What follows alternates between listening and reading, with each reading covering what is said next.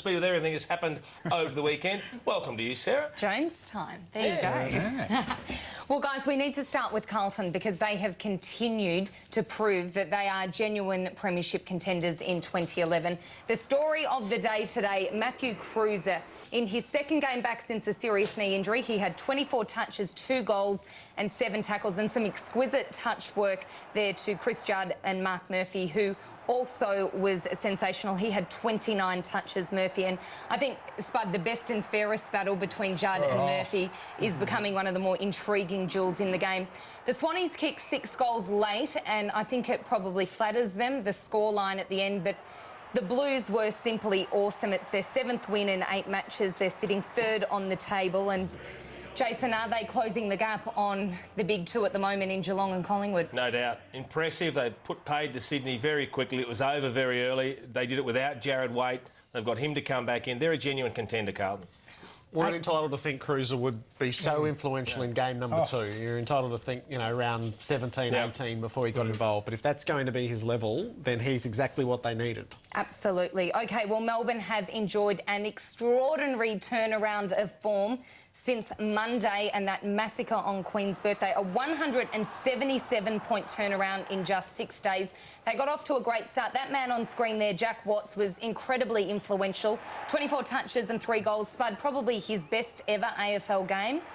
Melbourne were really good forward of centre. Brad Green, the skipper, he had a dark day against Collingwood, but he was back in form with 5 goals. It wasn't a great day for the Dockers, but Michael Barlow was the one shining light in his first game back from that horrible leg break. He had 25 touches on return, but it was all the Demons today. And, Jared, the difference between their best and their worst is staggering. Hard to buy into Melbourne. I don't mean to sound cruel, but their roller coaster is absurd. Good luck to them winning like that. Back it up. And Sarah, Brad Green started off the game and said, we'll be judged on what we do against Richmond on Saturday at the MCG. Well, Jared, surely it's just as hard to buy into Freo. Oh, yeah. We've seen some great performances from them, and they were terrible today. Just sort of felt they had a critical mass of injuries. Once Kepler Bradley came out as well to what they were missing. But, their form at the MCG, this is bad, Freo. I thought we shed them a couple of years ago. I tipped in again.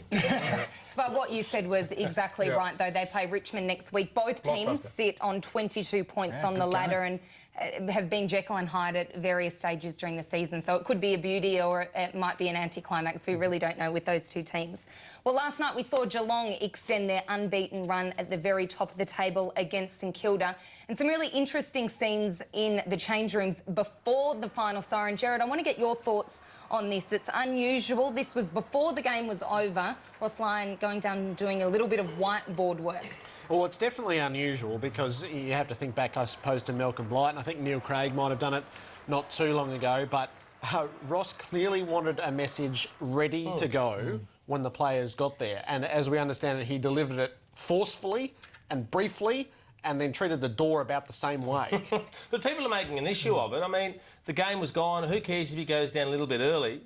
You say it's something different. Well, you know, extreme times call for extreme measures, don't they? So maybe it's a different way of getting a message across. Of course, Blighty and Neil Craig at Adelaide, they've been known to do that as well. So it's not the first time this has happened. I think it would have been startling when the players got down there and he was set. And I reckon that's probably his point. It's just to shake him up a little bit. Well, we can have a listen now to Ross Lyon and he explains exactly what the point of that was.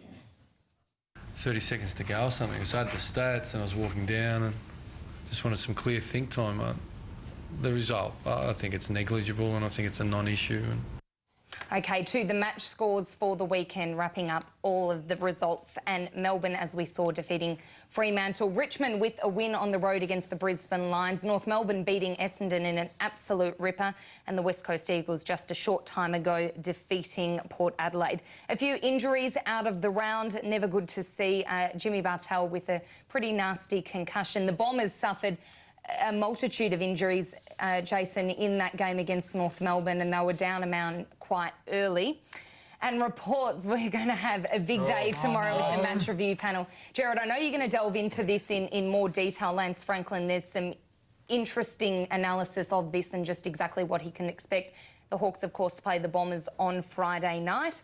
and the ladder hasn't changed all that much at the very top since last week. Geelong, Collingwood and Carlton there. Where it is interesting, Spud, is from about 7 down to 12. Even 13, the Western Bulldogs, they'll be happy with that. They are a realistic chance, all those teams. I think 7th and 8th are very vulnerable. I think the top 8 are going to come from 9, 10, 11, 12, 13. Can that happen in terms of momentum for Freo and Essendon, who both started the season so well, to go into a bit of a free fall? It is, and injuries have a big part to play. There's no doubt the sides with the momentum. North have got a lot of momentum. The Tigers and Melbourne are the sleepers, no doubt. Jonesy, much appreciated. We'll catch you again next week. Sounds very good. I'll look forward to it. Jared, what are we going to sink our teeth into? Well, Tom Scully is just going to be the eternal debate with